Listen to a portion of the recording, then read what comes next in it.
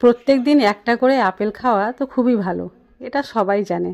তবে বাচ্চারা যদি আপেল খেতে না চায় তাহলে কি করবে? তো চলো আজকে সেই উপায়টাই আমি তোমাদের বলে দিচ্ছি। আপেল দিয়ে তৈরি করব মিশ্রি। আর এই মিশ্রি এতটাই সুস্বাদু যে বাচ্চারা অনায়াসে খেয়ে ফেলবে। আর আপেলের যত গুণাগুণ সব কিছুই তাদের শরীরে প্রবেশ করবে। তো চলো বেশি কথা না বাড়িয়ে আজকে আমি তৈরি করি আপেলের তাল মিশ্রি। আর এই মিশ্রি তোমরা অনেক দিন পর্যন্ত স্টোর করে রাখতে পারবে এয়ারটাইট কন্টেনারে। যখন প্রয়োজন হবে তখনই খেতে পারবে। তো চলো, সবাইকে শুভ সকাল। আমার আরেকটি কুকিং ব্লগে তোমাদের সকলকে স্বাগত। তো সকাল সকাল আমিও চলে গেছি কিচেনে, তোমরাও চলে আসো। এখানে আমি নিয়ে নিয়েছি 3টা আপেল। প্রথমেই আপেলগুলোর খুব ভালো করে খোসা ছাড়িয়ে নিতে হবে। এইভাবে 3টা আপেলকে আমি খুব ভালোভাবে পরিষ্কার করে ছিলে নিচ্ছি।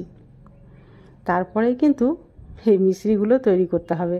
তো আজকের ভিডিও তোমাদের আশা করছি খুবই ভালো লাগবে এবং খুব প্রয়োজনীয় দেবে। তো স্কিপ না করে দেখার অনুরোধ করছি। আপেল ছিলা হয়ে গেছে, এবার আমি চাকুর সাহায্যে ছোট ছোট টুকরো করে কেটে নেব। অবশ্যই ভিতরের বীজটা বাদ দিতে হবে। এইভাবে সবগুলো আপেল কাটা হয়ে গেল। এবার আমি এগুলো একটা বাটিতে নিয়ে নিচ্ছি আর খুব ভালোভাবে জল দিয়ে ধুয়ে নিব, যাতে কোনো রকম ধুলো বালি বা অন্য কোনো কিছু লেগে না থাকে। ধোয়া হয়ে গেছে, এবার আমি একটা মিক্সিং জার নিয়ে নিয়েছি আর এটাতে আপেলগুলো দিয়ে দিচ্ছি। খুব সুন্দর একটা পেস্ট তৈরি করতে হবে, একেবারে স্মুথ পেস্টটা তৈরি করতে হবে। সবগুলো আপেলের টুকরো দেওয়া হয়ে গেছে, সামান্য পরিমাণে জল দিয়ে আমি কিন্তু এবার গ্রাইন্ড করে নেব। গ্রাইন্ড করা হয়ে গেছে, এবার একটা ছাঁকনির সাহায্যে ছেঁকে নিচ্ছি। কোনো রকম গোটা অংশ থাকলে সেটা কিন্তু বাদ দিয়ে দিতে হবে।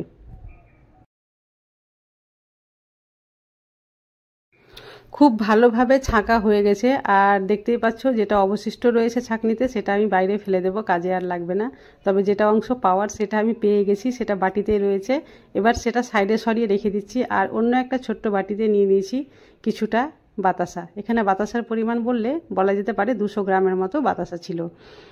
এবার গ্যাসের ফ্লেম অন করে আমি একটা কড়াই বসিয়ে দিয়েছি আর কড়াইয়ে দিয়ে দিলাম আপেলের পেস্ট। প্রতিদিনই আমি এই ধরনের সহজ সরল রেসিপি তোমাদের সঙ্গে শেয়ার করে থাকি। আমার রেসিপিগুলো তোমাদের যদি ভালো লাগে প্লিজ চ্যানেলটি সাবস্ক্রাইব করে পাশে থেকো। আর আগে থেকে সাবস্ক্রাইব করে থাকলে তোমাদের জন্য রইল অসংখ্য ধন্যবাদ। আর হ্যাঁ, সাবস্ক্রাইব করার সঙ্গে সঙ্গে অবশ্যই বেল বাটনটা ক্লিক করে দিও আমার নতুন ভিডিওর আপডেট পাওয়ার জন্য। আগের তুলনায় অনেকটাই ঘন হয়ে এসেছে, দেখে বুঝতেই পারছো। আগে যেভাবে যতটা পাতলা ছিল এখন অনেকটাই ঘন হয়ে গেছে। তো এইভাবে আস্তে আস্তে জাল দিয়ে এই রকম ঘন করে নিতে হবে। তারপরে আমি এখানে দিয়ে দিচ্ছি বাতাসা সম্পূর্ণটা এখানে দিয়ে আবারও নাড়তে শুরু করেছি। গ্যাসের ফ্লেম কিন্তু প্রথম থেকে এখন পর্যন্ত মিডিয়াম টু লোয়ে রেখেছি এবং শেষ পর্যন্ত মিডিয়াম টু লোয়েই রাখতে হবে। বাতাসা গলে গিয়ে আবার কিন্তু এটা ঘন থেকে পাতলা হয়ে যাবে, কিন্তু ভয়ের কোনো কারণ নেই। দেখতেই পাচ্ছ সম্পূর্ণ বাতাসা গলে গেছে আর এটা কিন্তু আগের তুলনায় আবার পাতলা হয়ে গেছে। কিন্তু আবারও এভাবে নাড়তে নাড়তে যখন সম্পূর্ণভাবে ঘন হয়ে যাবে তখন কিন্তু মিশ্রি তৈরি হয়ে যাবে। তো চলো এভাবে নাড়তে নাড়তে ঘনটা করে নিই, তারপরে আমি তোমাদের দেখাবো যে কেমন অবস্থায় রয়েছে। এইভাবে নাড়তে নাড়তে দেখো কালারটা পুরো চেঞ্জ হয়ে গেছে আর এখন অনেকটাই শুকনো হয়ে এসেছে। কড়াইটা চারিদিক থেকে ছাড়তে শুরু করেছে। তোমাদের একটু হাতে আমি নিয়ে দেখাচ্ছি যে এখানটায় তার হয়েছে কিনা, সেটা দেখলেই তোমরা বুঝতে পারবে। তো চলো তোমাদের হাতে নিয়ে এবার আমি একটু পরীক্ষা করে দেখাচ্ছি যেটা কেমন অবস্থায় রয়েছে। এই যে আঙ্গুলে নিয়ে 2 আঙ্গুলের মধ্যেখানে এভাবে দেখছি, এখানে একটা তার হয়েছে, তার মানে এখনও এই মিশ্রিটা তৈরি হয়নি। যতক্ষণ না এটা 3টে তার হবে ততক্ষণ কিন্তু এইভাবেই নাড়তে হবে। আরও 5 থেকে 6 মিনিট নাড়ার পরে এখানে 3 তার হয়ে গিয়েছিল, তাই এটা আমি একটা থালাতে এইভাবে ঢেলে নিচ্ছি আর খুন্তির সাহায্যে একটু চারিদিকে ভালো করে ছড়িয়ে দিলাম। এবার আমি এটা নিয়ে গিয়ে রোদ্রে রেখে দেব। রোদ্রে একটু শুকালেই মিশ্রি তৈরি হয়ে যাবে। দেখা যাক কতক্ষণ রোদে পাওয়া যায় আর কি। এখন তো আবার বর্ষার সময়, বুঝতেই পারছো, মেঘলা মেঘলা দিন, মাঝে মাঝে বৃষ্টিও হয়ে যাচ্ছে।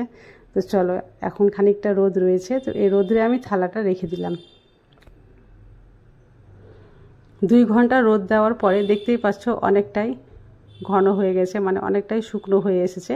এবার একটু চামচের সাহায্যে সবগুলোকে আবার চেষে চেষে এক জায়গাতে জমা করে দিয়ে আবার একটু খেলিয়ে দিচ্ছি।